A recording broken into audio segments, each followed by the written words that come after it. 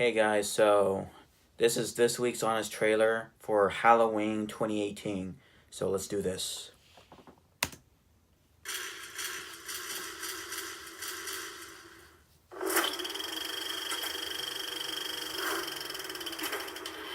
Today's episode is brought to you by Resident Evil 2. Experience the thrills of the survival horror classic rebuilt from the ground up.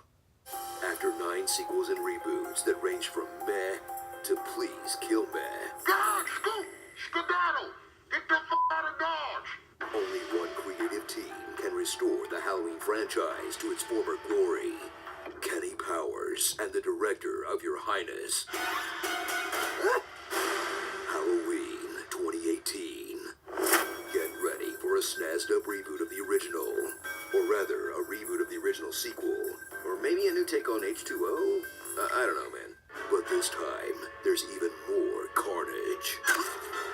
More jump scares. And even more of those stupid fake out jump scares that end up being something else.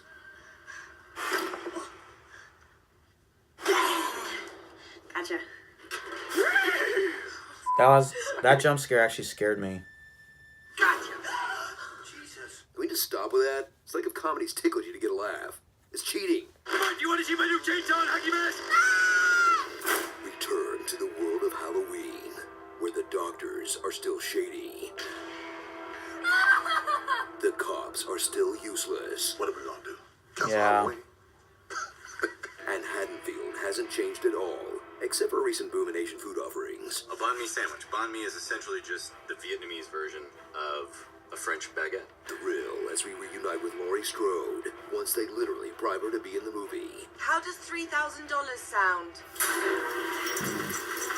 She's still haunted by that night 40 years ago, so she became Sarah Connor, a hardcore survivalist, convinced a final showdown is coming. With an estranged child she trained to fight. But while some families bond over brunch and spa days, Laurie will bring her clan together the old-fashioned way, by turning the tables on their relentless stalker, in a finale that will leave you wondering.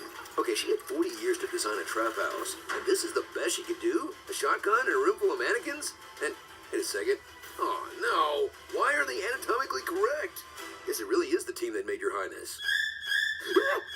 Audiences won't need Activia to crap their pants, because Michael Myers is back. You can run, you can hide, but actually you could. He's not much of a mover. Now say goodbye to the slasher you thought you knew, because Michael is 40 years older, and he's matured into more of a shover. My aunt hated that scene where he killed that kid. I'll explain later. Hey, I get it, man. You hit your 60s and you gotta conserve that energy. But get ready to meet the real monsters in town. True crime podcasters. Watch these twits open the film by recording what would have been a terrible series, complete with tons of background noise. Having witnessed the animal in its captive state, this monster. Not calling ahead to secure their biggest interview. We're making a podcast. Pointing their mics at the subject's back from 20 yards away, in the wind. Hello, Michael.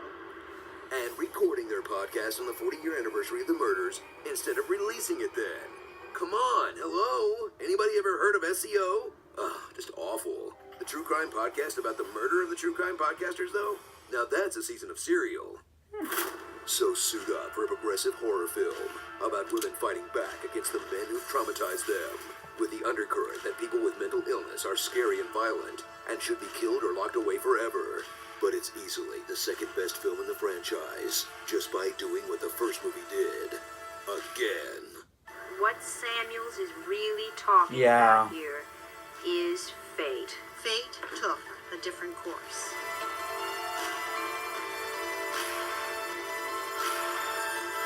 While sometimes doing things the first movie did, in reverse.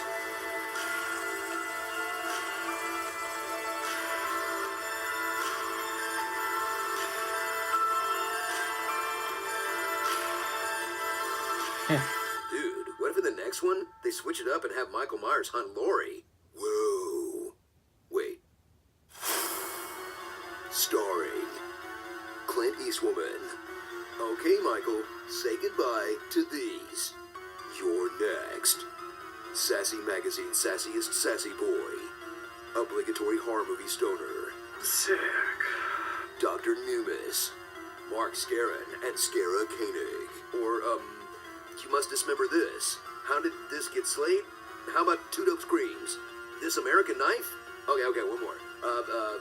Wait, don't kill me. Stab on my haters.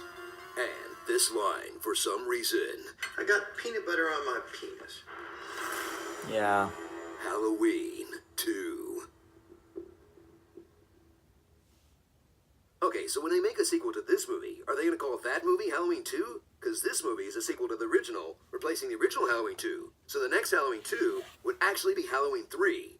And my nose is bleeding.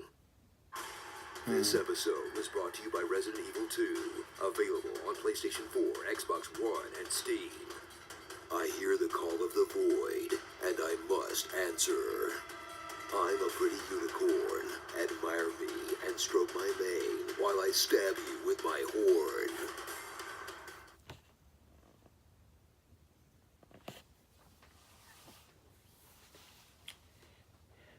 You know, I heard that this movie was actually a sequel to the original. I mean, at first it didn't make any sense because then why are there other sequels in that reboot? And but it worked. And they changed it all around because, and this is spoilers for the original Halloween 2. So I'll give you 5 seconds to you know what? 5 seconds is up. So in the original Halloween 2, we find Laurie at a hospital, and the doctor that's still looking for Michael Myers because he mysteriously disappeared in the first movie. He finds out that Laurie Strode is actually adopted and that she's actually Michael's sister, and that's the reason he probably came back into town to kill her. But in this movie, they abandoned all that. And I hate to say it, even though this movie was good and all, the original sequel kind of had a better story.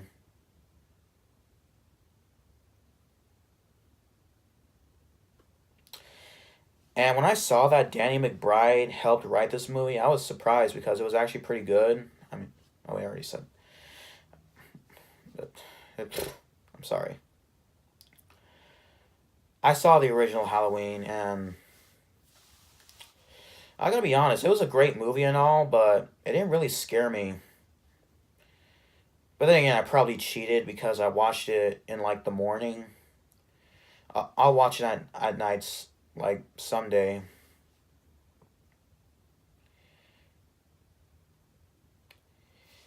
And I have to admit that the ending of this movie, it was actually pretty cool and all.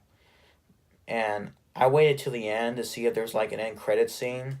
There wasn't. There was just Michael breathing. But after I left the theater, I thought of the coolest end credit scene that I could possibly think of. It would have made no sense, but it would have been awesome anyway. So we go back to the house where Michael supposedly died. And from a point of view of a mysterious someone that is walking towards the house. He walks into the house. He goes to the cellar where Michael supposedly died. And he looks at the bars that trapped Michael. And the weird thing is that he doesn't just remove the bars. He removes them with his bare hands. And then he walks down the cellar. And then he sees Michael's dead body. Then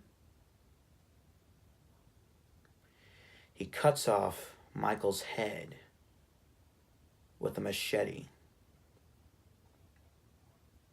Then he picks it up. And then we finally see who this mysterious person is. The mysterious we hear his music.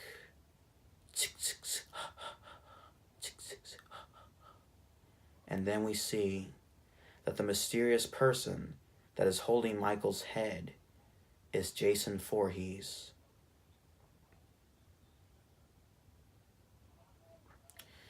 That was the most awesome thing I could think of. Like I said, it makes no sense, but to me it sounded more awesome in my head. I wonder if that would actually be a thing, like Michael versus Jason. I mean, I know both characters are from different film studios, but it would still be a fun, like, crossover movie. But then again, the last time Jason made a crossover movie with another horror movie villain, it didn't end well. And by it didn't end well, I mean it was trash.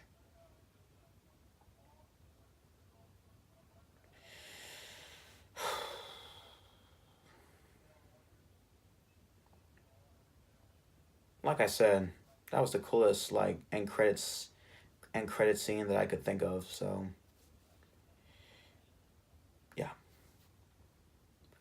Well, guys, if you enjoyed this video, please subscribe to my channel, follow me on Instagram, Facebook, and Twitter, and check out my reviews on the Stardust app. And I'll see you later. Bye bye.